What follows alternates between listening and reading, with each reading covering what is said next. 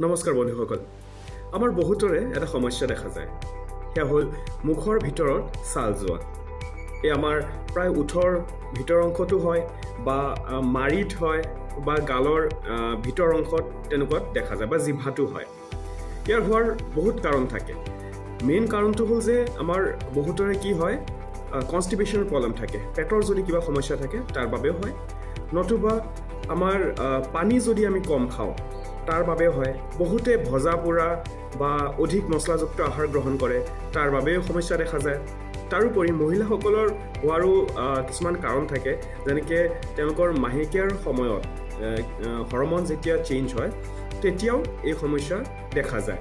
বিশেষকৈ পেটৰ সমস্যা যদি থাকে বা পানী যদি আমি কম খাওঁ, সেয়া কিন্তু সাংঘাতিকভাৱে এয়া হয়। আৰু এয়া হোৱাৰ পিছত কি হয়, বহুত কষ্ট ফিল কৰোঁ আমি, জ্বলা পোৰা বিষ এয়া দেখা যায়।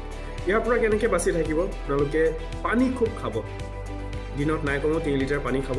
ঠাণ্ডা দিন হওক গৰম দিন হওক পানীটো মেইনটেইন কৰিব। 2 নম্বৰ কথা, পেট যাতে আমাৰ পৰিষ্কাৰ হয় সেয়া সদায় নজৰ ৰাখিব। যেনেকৈ আপোনাৰ ৰাতিপুৱা আপোনালোকে ত্ৰিফলা পাউডাৰ লৈ ল'ব পাৰে।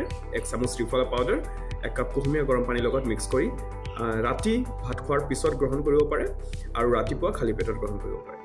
তাৰোপৰি যদি মুখৰ ছাল গৈছে তেনে অৱস্থাত আপোনালোকে কৰিব পাৰে, গৰম পানী এগিলাছত নেমুৰ ৰস মিহলাই কুলি কৰিব পাৰে। আপোনালোকে দিনে 2-3 কৰিলে তাত উপশম পোৱা যায়।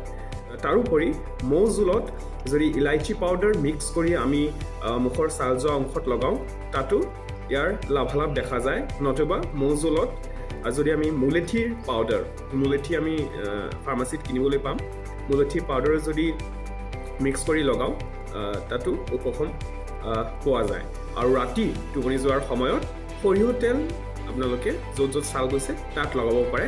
চাব কিছুদিনৰ ভিতৰতে এয়া উপশম পাব। ধন্যবাদ।